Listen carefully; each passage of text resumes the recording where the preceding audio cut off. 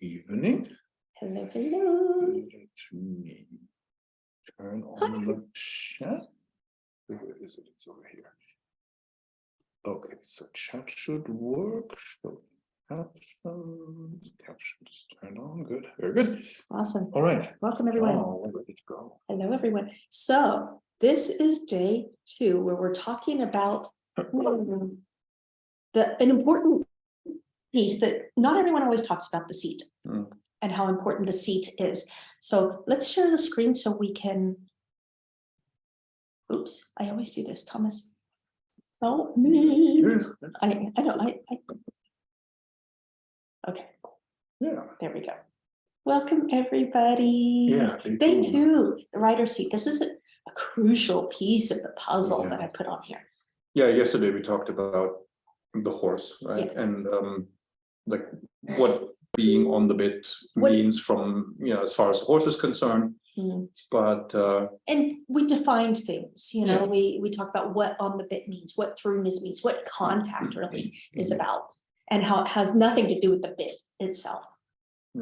But then how do you get there? So we want to talk about the seat, the rider's seat, and actually how the seat can prevent you from being able to, if you're doing the wrong things with your seat, you could actually be preventing your horse from being able to come on the bit correctly. And so a couple things. So stay to the end. We have another prize today. We're giving away another ebook of exercises. That one is called the 6 Dressage Essentials. Very cool little ebook if you don't have it. Really nice, full of writing exercises, explaining how to ride. So a few reminders. 1, save your questions, please, for day 5. So use the chat for conversation with each other, or to ask questions of our team members. If our team can help you, I have several team members in there: Sandy, Kat, Carol, I think several others might be there today. So they're all there to help you. Make sure also that you toggle the little thing at the bottom so that it says everyone, so that it doesn't just say panelists or host, because if you do that, then they won't see it. Only we would see it, except we're not looking at the chat. The chat is for you. Save your questions for tomorrow. If there's an emergency, for example, our screen is not sharing correctly or something like that, you need to let us know something's going on. Use the Q&A to put that in there. And I see the Q&A is lit up right now. I can't access it right now. When we're sharing the screen, I can't access that. So then use the Facebook group for this whole challenge, to continue the discussion afterwards, to chat with each other, to share your discoveries and ahas, and keep that conversation going. Okay, reminders done. Let's move on. Okay. Next. No. I just want to stop sharing for a second and check if there's anything we need in that Q&A. Oh, there's just hellos. Okay, so the little thing that says Q&A, please use that just to alert us of urgent emergencies, like things not working. My team can also do that by sending me a message. Facebook, okay. Okay, and then the chat is for you guys to chat. This is how we are keeping the sessions within a reasonable time. If we answer the questions every day, there's no way we can keep it to half an hour, 45 minutes. So we're trying to keep it short so that everybody can, so this challenge is doable. What happens is we go on and on and on, and we try to answer every question, but it ends up being 2 hours for each session. And most people don't have that carved out of their day for 5 days worth. Hey on your face. Yeah, I was weak laughing. Sorry, so I probably have some pieces of grass in my face. It's dry by now. It's real. Farm life. Anyway. Yeah, so today's topic kind of follows naturally from yesterday's. Right? Yesterday we described a little bit what the horse has to do and how the horse's body has to operate in order for that energy circuit to come together, and so on and so forth. But now the rider is part of, it's the other side of the coin, so to speak. It's part of the same puzzle. So the rider can either help the horse be balanced and straight and supple, and the rider can help to facilitate this energy circuit, or the rider can interfere.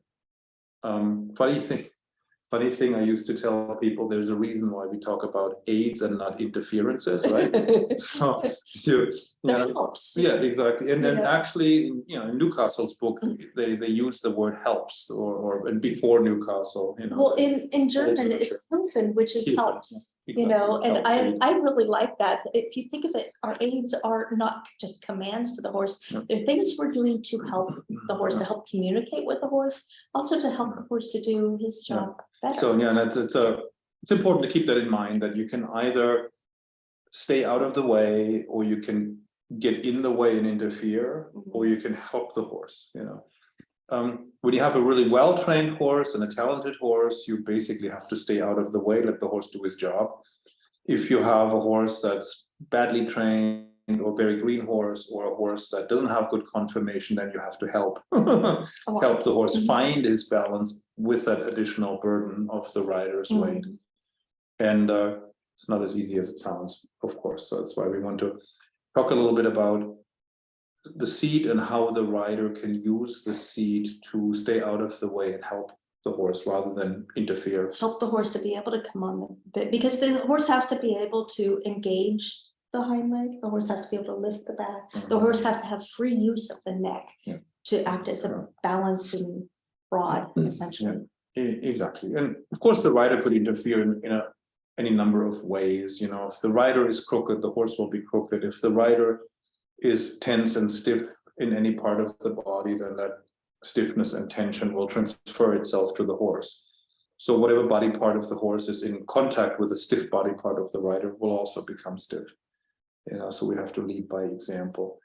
A lot of riders are too rigid in their seat, or they have a very static idea of the seat. They kind of sit like a brick on the horse's back and prevent the horse from moving. A good seat is very dynamic, and a good seat is always moving with the horse. And if you become too static or too passive, then you can actually diminish the range of motion of the horse. And then of course there's riders balancing on the reins and riders pulling on the reins to put the head and neck into a certain shape and so on, and that all will interfere with the horse's use of his body. Right, maybe we could talk a few minutes, actually, maybe stop the share for a second, just so that people can see our faces. Maybe we can talk a few minutes about all the different things that riders do, instead of just kind of skipping over them, that interfere with the horse, so that maybe you'll recognize some of the things you do or have even been taught to do in some of these things. I don't want to talk too much about it, because we have good things to say about how you can fix it and why you can help the horse, but just as the typical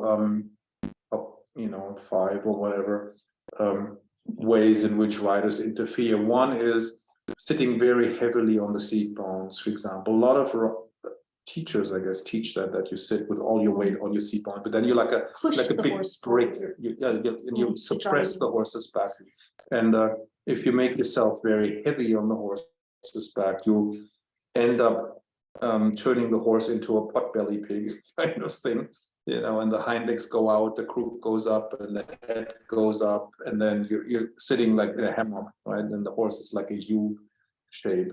Are we live streaming? Yes. Did you actually no? I didn't. I am so sorry. Oh shoot! I forgot that. I forgot it too. So anyway. Okay. It should be now. I'm so sorry. But we have a recording. Yep. Those watching on YouTube or Facebook, I'm so sorry, I forgot to set up the live stream just now. So anyway, I'm just talking about ways in which the rider can interfere with the horse through seat and aids. So I was saying a lot of riders sit very heavily, they sit very, very much on their seat bones, or they are very static. And then there are two types of static riders in a way. They're the ones that are very stiff, and that are literally like a brick on the horse's back, and they just depress the horse's back with that rigidity. And if your hips are stiff, the horse's hips will become stiff. Then there are riders that are very relaxed, very soft, but because they're not really supporting themselves in the saddle. They don't really have self-carriage in that sense. They're a little bit like heavy snow. You know, if you have a big layer of heavy wet snow on the roof of a building, that roof can collapse because that wet heavy snow is soft, of course, but it's very heavy. And if you're completely floppy and loose and relaxed and so on the horse's back, you can also break the horse's back practically with that unsupported weight. Right, a good seat supports itself. With A good seat has self-carriage. And you've probably all heard that if the horse were to disappear from underneath you, you should land on your feet, not on your butt and not on your face, in order to be balanced. Not to crumple like a wet noodle. Yeah, exactly. But that what people don't usually tell you is that you also need to stick the landing, so to speak, right? You don't want to fall over if the horse disappears from underneath you, but you want to land like and a gymnast. stand like a gymnast. And that requires a certain amount of self-carriage and muscle tone in your torso and legs and so on. So that's important. You have to have self-carriage, otherwise you leave all the heavy lifting to the horse, and then that tends to suppress the back, and that tends to then interfere with the rein contact. And then of course you can interfere by water skiing on the reins. Like a lot of riders are not confirmed in their seats, so they hang on the reins to steady themselves. That will make the horse engage the underneck. It will make them brace the jaw, the paw, and tighten the back, and it will push the hind legs out. It's like this cascade of negative repercussions, so to speak. Another bad habit that a lot of riders have is that they grip with their legs. If you grip and squeeze permanently with your legs, the horse will brace back against you basically with his rib cage, and they end up holding their breath. Breathing gets very shallow, rib cage gets rigid, and if the rib cage gets rigid, it can't swing, the back can't lift, and the horse can't really be through the back and on the bit. I just want to say that gripping can come from two different things. It can come from, some people are taught to grip. You're actually taught that you need to have the contact with the legs, to clench the horse with the legs. So some people are taught this, but other people, they grip because they don't have good enough support in the saddle. It's a lack of actually support and balance. So then we go back to fix that. We go back to working on the support and balance of the rider so that you can be balanced in spite of not having to grip. And then, of course, you've all heard about the fork seat and the chair seat, right? So they will interfere. Chair seat, in the chair seat, the riders sit with all their weight on the seat bones, and the lower legs are too far forward, and they're often off the horse, and the knees are up too much, so the thighs, the femurs of the rider approach the horizontal too much. That means all your weight is sitting on the horse's back, and you're losing touch with the hind legs because your legs are too far away. Fork seat is sort of the opposite, where often the legs are back, maybe even too far back, but the rider's tipped forward, and then there is no weight on the seat bones, and all the weight then is going down the inner thighs, and that often puts the horse on the forehand, or onto the crotch. Exactly, on the crotch. And if you tip forward in the saddle and you're not balanced very well, you're pressing the withers into the ground, right? And then again, hind legs get pushed out, and then the head comes up and the croup goes up, and you have that sort of banana shape.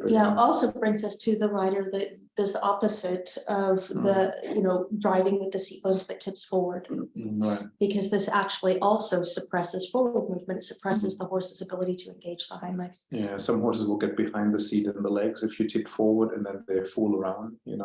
They might get spooky, they might start bucking, they might turn around and do all kinds of naughty things. Maybe I should just mention that this is different than a light seat that's done on purpose, because that's done with adequate support. The tipping forward is done with inadequate support, so it suppresses the energy, pushes the energy cycle, like we showed the circle of the eights. It pushes it backwards rather than forwards. Yeah, and you can be a little in front of the Mhm. vertical with your Yeah. upper body without negative It's a light repercussions, seat, yeah. but you have to engage your back muscles in order to still balance yourself. Mhm.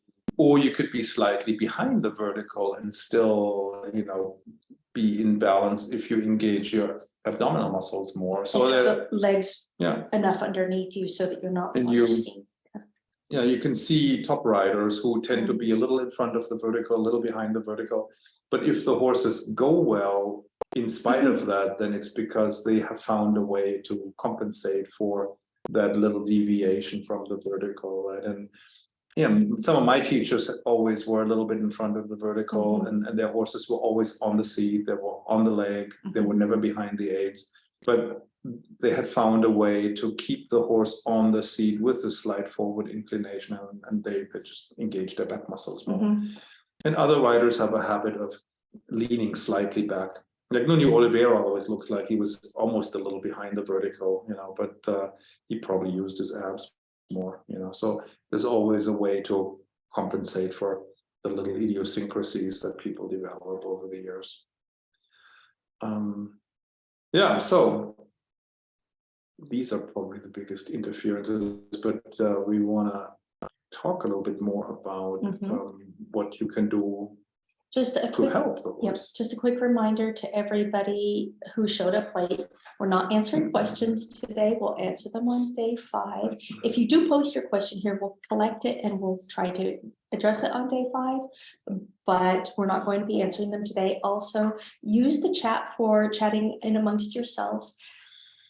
Have fun with that, but we won't be answering questions today. Okay, Linda says it's been on live stream. Okay, maybe it did live stream from the beginning. So No, Sandy alerted that it hadn't been.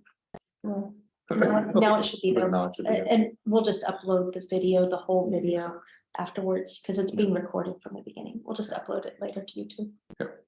So let's go back to our little keynote here. So the rider that we had in the video yesterday, Noor Tanger from the Netherlands. This is her again on her PRE stallion Aki, Oklahoma, actually. I think it was Aki now, I forget he has a real name. And so we want to use this picture a little bit to talk a little bit about the seat. Yeah, so you can see the horse is in good balance. What's interesting is like the first thing that I notice when I see it is that it looks like her right shoulder is a little lower than the left, or it looks like she's sending her weight through the right side of her body and the right seat bone into the right hind. And the right hind leg is the one that's pushing, and it's on the ground, it's behind the vertical, which means the joints of the right hind are extending, so the hind leg is pushing the body mass forward. And you can enhance that if you send your weight into it, basically, so you can help the horse push off the ground with a little bit more power if you do that, right? And she may do that, subconsciously, or maybe she does it on purpose, I don't know.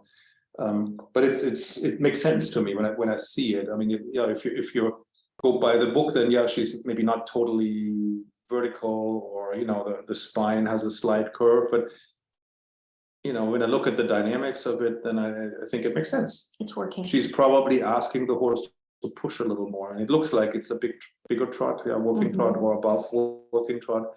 And so you want to encourage the horse to push more, right? And the different ways you can do it, and sending your body weight through the pushing hind leg into the ground is one way. Another way would be to push with your knees and thighs a little bit, and to engage your back muscles more and lighten the seat so that back can come out. And so what we see here is that the horse is nicely engaging the left hind leg also, and lifting the back.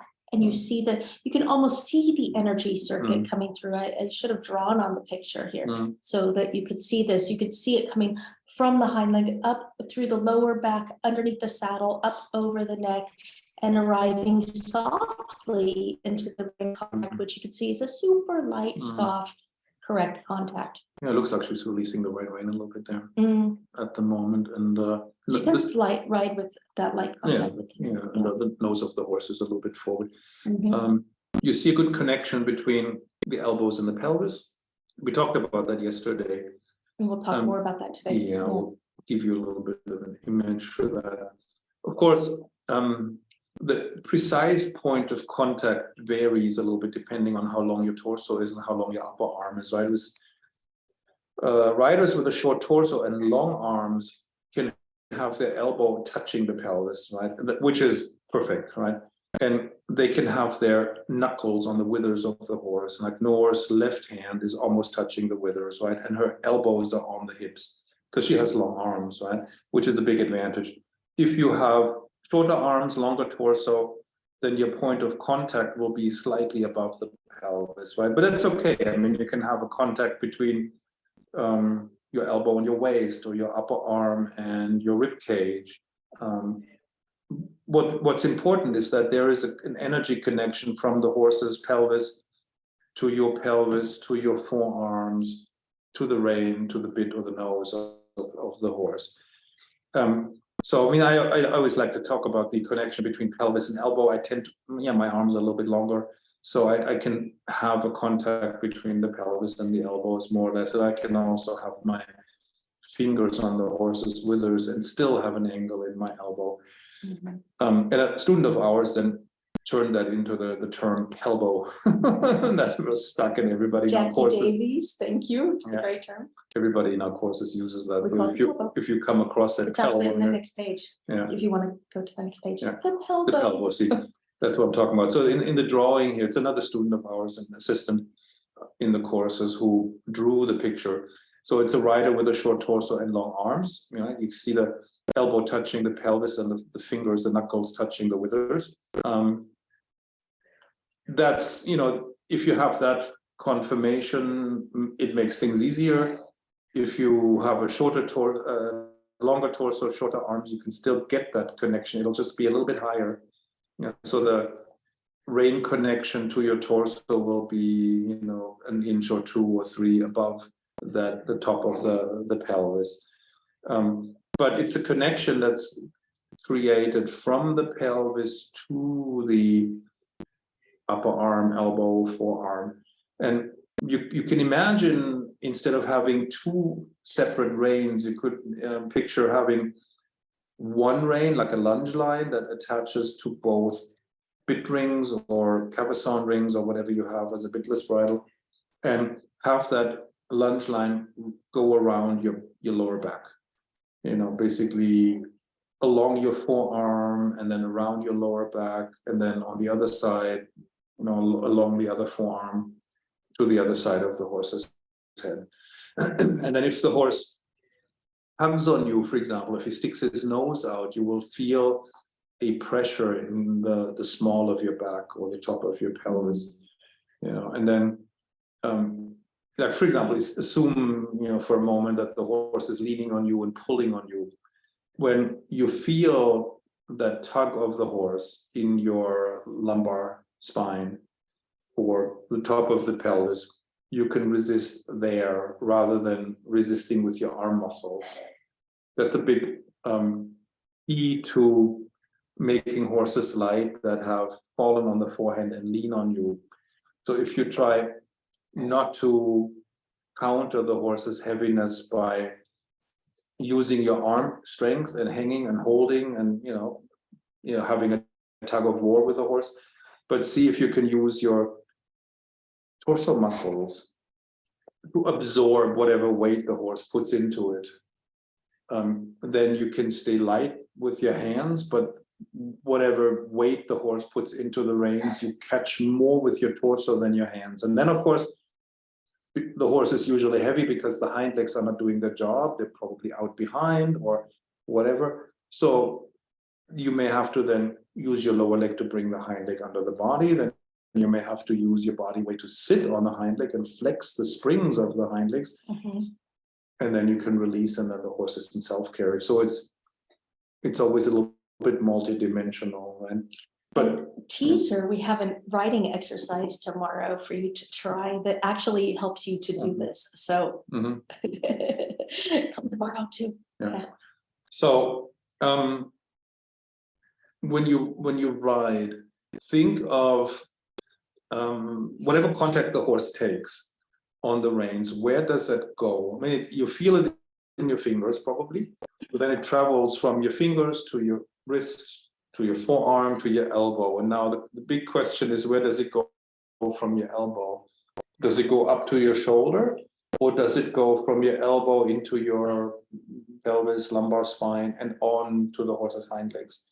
Because if the contact that the horse makes travels up your arm to your shoulder, it will get stuck there, and the horse can pull you out of the saddle. They can pull you right onto the neck. And you can make a little experiment, and I think we may even have that here. Do we have that in the? What? Maybe not in the challenge. You just for the fun of it, when you sit on the horse, you need an assistant on the ground who plays the pulling horse. The person could stand in front of you when you're halting. It's like the experiment they had to do yesterday. Yeah, exactly. And the person on the ground can stand in front of you and pull on the reins. And if you have no connection between your forearm and your body, that pull that the other person exerts, right, will travel up your arm to your shoulder, and you will fall onto the horse's neck.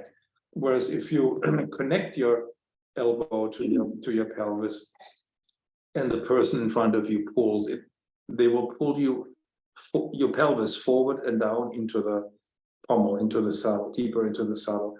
And that's what happens if a horse gets heavy, or if a horse roots and pushes into the bit. If you have that connection, that pelvic connection, they will pull your pelvis deeper into the saddle, and they essentially half-halt themselves, because now by pulling you deeper into the saddle, they create an instant half-halt energy, impulse from the mouth or the nose to your pelvis, and from your pelvis to the horse's pelvis. And as they pull you deeper into the saddle, they crunch their own hind leg against the ground. Right? And then, of course, as soon as they carry themselves again and they come up a little bit and stop pushing, that half-halt is over, right? So the horse himself times the half-halt, and he times the release. If you just have that connection, then your body, your arm, your pelvis is like an electric wire, right? And the horse is the one who sends the electricity through the wire. And the moment he pushes on you, he will feel the half-halt in the hind leg. And the moment he stops pushing on you, there's the release right there, right? So, and that's lightning quick, that's, the faster than if we try to deliberately half-halt or release. If we're connected, the horse takes care of the whole timing, basically, and then we don't have to worry so much about that. Brilliant design. Yeah, exactly. So it's an instant biofeedback loop. So that's the elbow. Super useful concept. If you don't have that pelvic connection, your horse may get annoyed with the contact and with the rein aids, and he may argue with them, shake his head, and be very unpleasant. Even if you're not really doing anything with it. Yeah. But if you have that connection, the horse will understand where the contact comes from, what it means. He'll understand the rein aids, and he'll be much more willing to engage with the rein aids and do what you're asking him to do.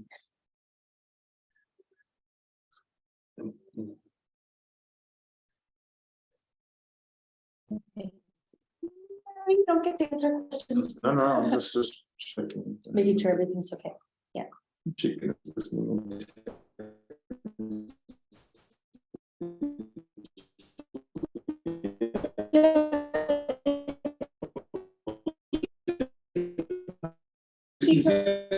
So, okay.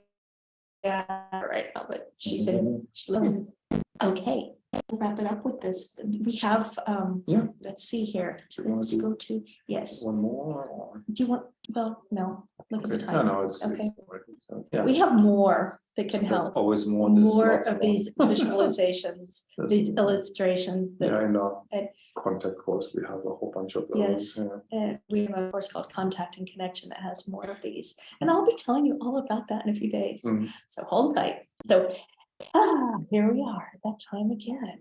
So our day 2 prize is the 6 Dressage Essentials Arena GPS ebook. It's a little ebook with writing exercises that you can do to establish and work on what we call the 6 essentials. It's stop, go forward, move sideways, bend, turning, and rein back.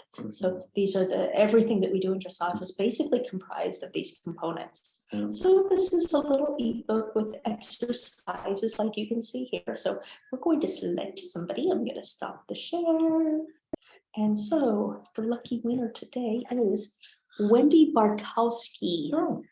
Congratulations, Wendy. So to claim your prize, you need to email ritterdressage@gmail.com and our team will set you up with it. And they're here watching, so they already know they're expecting your email. And then let's go back to the share screen. Yeah. It's very strange for us to keep this to a short amount of time. We're used to going for much longer, but I want to keep these really much shorter. So we'll go to the next page. So you have homework again. Lucky you. Day 2 homework is a Feldenkrais lesson. Feldenkrais lesson designed for riders. This is something you do at home off of the horse. It's called the X.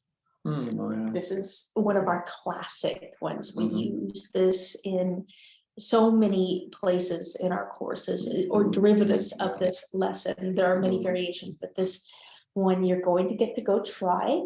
I'm going to, as soon as we're done here, we'll publish it. So you can go to the course platform and get it. I will also post the link to it in the Facebook group. It is published on YouTube right this very moment. Actually, 1 minute ago, it was just published on YouTube.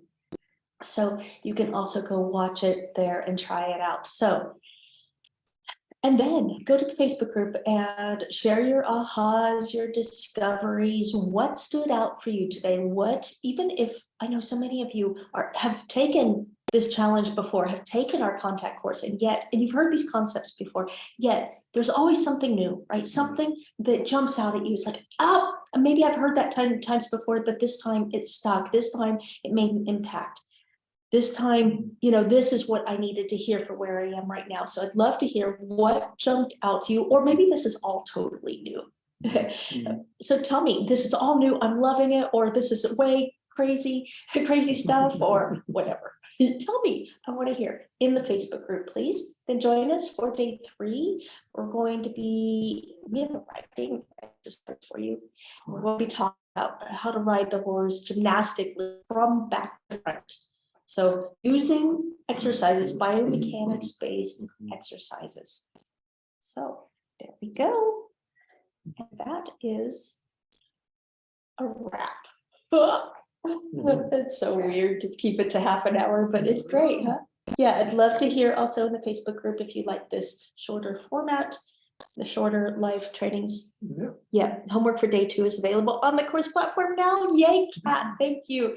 Kat is one of our team members, just so great. Thank you, Kat. And so thank you, everybody, and we'll see you tomorrow. Have a great day. Hope you get to ride. Yeah. It's too rainy here right now. If you get a chance to ride, try that. Feeling the connection. Where does the rein connection go that the horse makes? Where does it go in your body, from your hand? It doesn't stop with your hand, hopefully it travels through your body, but where does it go? Does it go to your shoulder? Does it go to your pelvis? And from your pelvis to the horse's pelvis?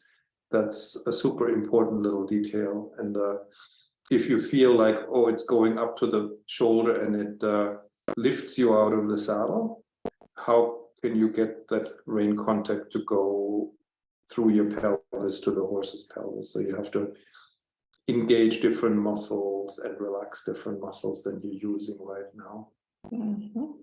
Linda says we love at least a little more time. 30 minutes goes so quickly. Oh, but so many of them Oh, I said they love the know, I shorter know. time, so, I know. yeah. It's an experiment, right? It's an experiment, but I know we're all, especially this time of year, we're all so busy with everything going on. And so this makes it doable. I know a lot of people, they get frustrated because they don't have 2 hours a day to attend a training session 5 days in a row, you know, so Yeah. this is doable and everybody can scrape up 30 minutes, right? Yeah, hopefully. Yeah, hopefully, especially when you get these golden nuggets like this, yeah. Day 5, we answer questions. And then it'll be all the longer. questions will go on and on. Day 5 will be a fun session, will go until all the questions are answered. So we'll make them for a day. 10-hour session.